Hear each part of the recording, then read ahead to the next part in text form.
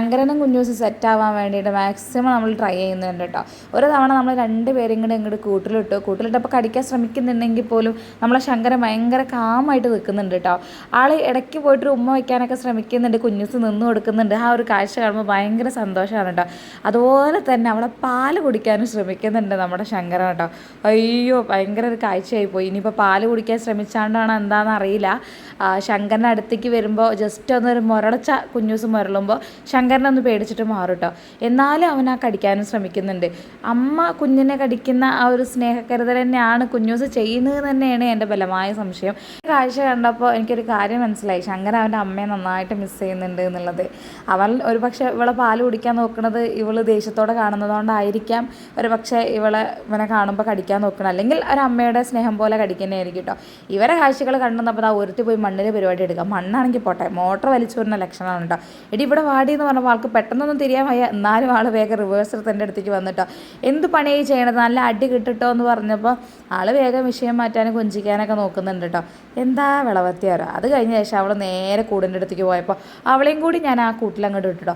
പിന്നൊരു യുദ്ധമായിരുന്നു. പിന്നെ അകത്തുനിന്ന് ഒരാളെ തല കണ്ട് നോക്കിയപ്പോഴാണ് ഒരാൾ ഞാനൊന്നുമില്ലേ രാമനാഥ എന്നുള്ളൊരു ഭാവത്തിൽ അകത്ത് പോയിട്ടിരിക്കുന്നു കേട്ടോ. വീട്ടിൽ പുറത്തേക്ക് വന്ന് പറഞ്ഞപ്പോൾ തന്നെ ആൾ പുറത്തേക്ക് ഇറങ്ങിയിട്ടുണ്ട്. അധിക നേരം ശങ്കരിനെ ഇവരുടെ ഇടയിൽ നിർത്തി കഴിഞ്ഞാൽ മൊത്തത്തിലൊരു യുദ്ധമായിരിക്കും കേട്ടോ. അവരൊന്നും നോക്കില്ല, നേരെ അങ്ങോട്ട് ഇറക്കാമെന്ന് തീരുമാനിച്ചു കേട്ടോ. ശങ്കരിക്ക് ഭയങ്കര കുശുമ്പാണ്, അവൾ എപ്പോഴും കൊഞ്ചിക്കണം എന്നുള്ളൊരു ഭാവമാണ് കേട്ടോ. അത് ശങ്കരനായാലും കുഞ്ഞൂസായാലും മേട്ടായാലും അതാണ് ആൾ ശ്രമിച്ചുകൊണ്ടിരിക്കുന്നത്.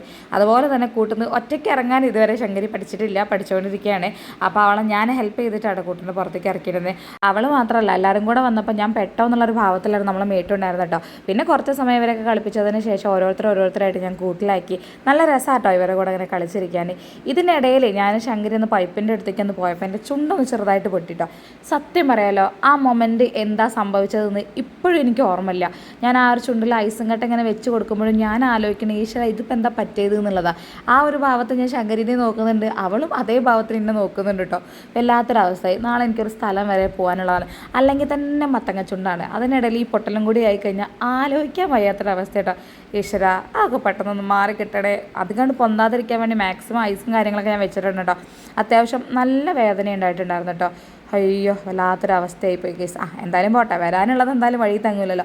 വലുതെന്തോ വരാനുള്ളത് ചെറിയ രീതിയിൽ പോയി എന്ന് വിശ്വസിക്കാം. കാരണം എന്നും ഇപ്പോൾ ഓരോ തട്ടുമുട്ടാട്ടോ, കൈ കാല് ചുണ്ട് അങ്ങനെയായിട്ട് പൊട്ടിക്കൊണ്ടിരിക്കുക. എന്തായാലും വരുന്നതൊക്കെ വരുന്നിടത്ത് വെച്ച് കാണാം.